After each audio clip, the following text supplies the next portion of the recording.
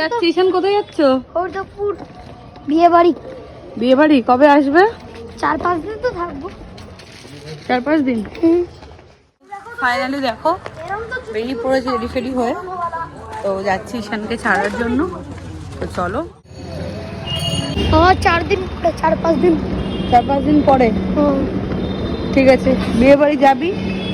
বিয়েতে আমাকে তো নিয়ে যাচ্ছিস না বিয়ে বাড়িতে? তুই যাবি? চলো মা তাহলে। তুই যা একা একা, ঠিক আছে? তাহলে চলো। টাটা টাটা টাটা, যাও বিয়ে বাড়ি খাও।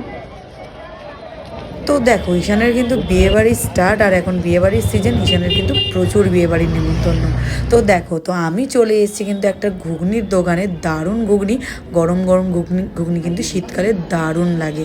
আর দেখো অনেক টেস্টি, আমি কিন্তু তোমাদের দেখিয়েও দিচ্ছি, ভালোই কিন্তু। আর সাথে কিন্তু নিয়ে নিয়েছি একটা আলুর দম। হ্যাঁ, আলুর দম কিন্তু শীতকালে দারুণ লাগে। তো তারপরে আমি চলে এসেছি হচ্ছে, দেখো চিকেন মোমো কিন্তু 70 টাকায় 10 পিস। তো এখানে দেখো লোকেশনটা তোমাদের বলে দিচ্ছি। মসজিদের অপোজিটেই কিন্তু দোকানটা।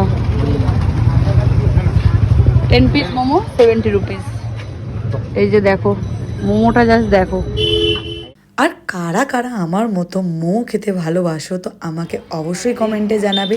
আর এই শীতকালে এই এতগুলো মোমো, আর সাথে এরকম গরম গরম স্যুপ, কী যে টেস্টি, কী যে বলবো। আর আমি তো অবাক যে একা কী করেই 10টা মোমো খাবো। তো চলো দেখো, এখানে দেখো আমি কিন্তু ভেঙে দেখাচ্ছি। এর মধ্যে কিন্তু পুরোটাই কিন্তু চিকেনের পুরো, আর দারুণ টেস্টি। সত্যিকারের কথা বলতে খুবই টেস্টি।